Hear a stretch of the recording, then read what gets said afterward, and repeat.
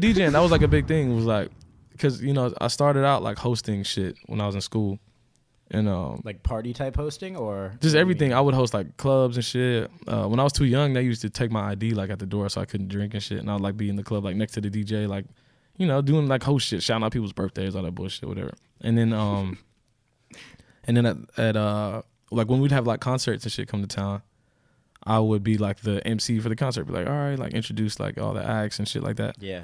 And then I was like, yo, like I want to DJ as well, like on top of this shit. So when I first started, I was terrible. I was just trash. Like I just thought it was way easier. When you first started DJing? Yeah, I was trash. What do you think was the problem? I just think naturally it's just like DJing just isn't as easy as people. Like, well, good DJing isn't as easy. You know, like with transitions and just knowing, like DJing for an hour and a half is hard enough. You know, but you know even longer than that is even harder. But yeah, it was just something I just had to like sit down and just focus on. I just needed to get more music and just all that type of shit. So I just literally for like a good year, I stopped hosting shit and I just, you know, sat down and just locked in and practiced for like 9 hours a day.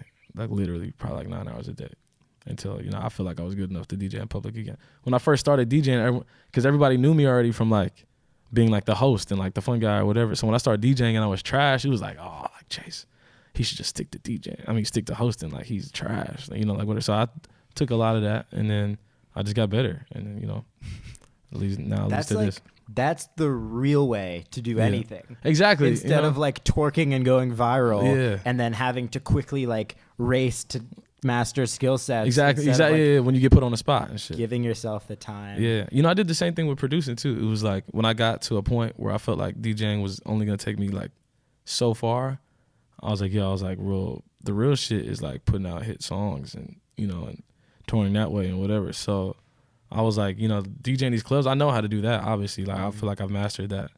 So, like, the end of last year, like the beginning of this year, I probably took like a good 6 months off of, I was like no clubs until I put my first song out. So, I just sat down. Really? You took 6 months off? Mm-hmm. This past year? Probably like from November to like March. What is that?